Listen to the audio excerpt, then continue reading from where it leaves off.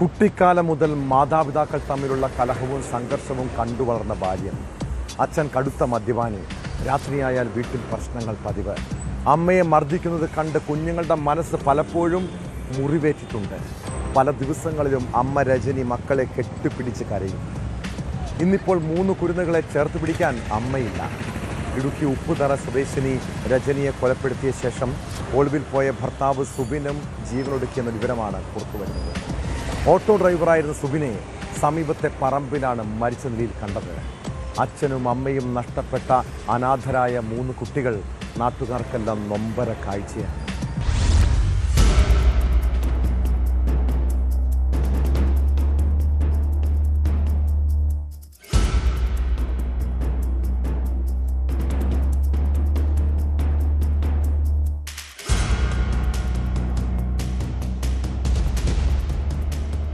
കഴിഞ്ഞ ചൊവ്വാഴ്ചയാണ് ഉപ്പുതറ സ്വദേശി രജനിയെ വീടിനുള്ളിൽ തലയ്ക്കടിയേറ്റ് മരിച്ച നിലയിൽ കണ്ടെത്തിയത്.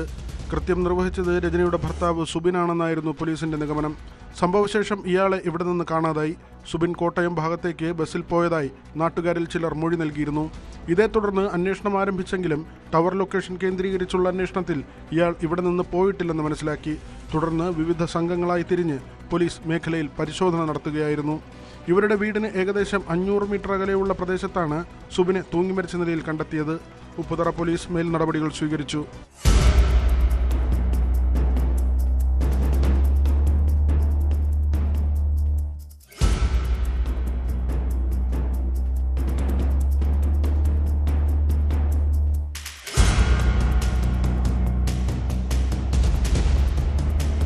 സുബിനും കുടുംബവും 1 മാസം മുൻപാണ് ഇവിടെ താമസത്തിനെത്തിയത്.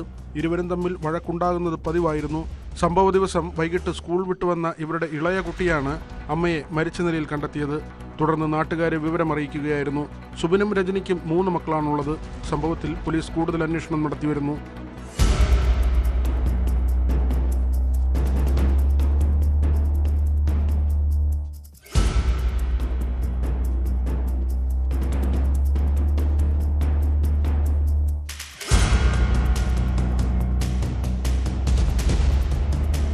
ന്യൂസ് 18 ഇടുക്കി.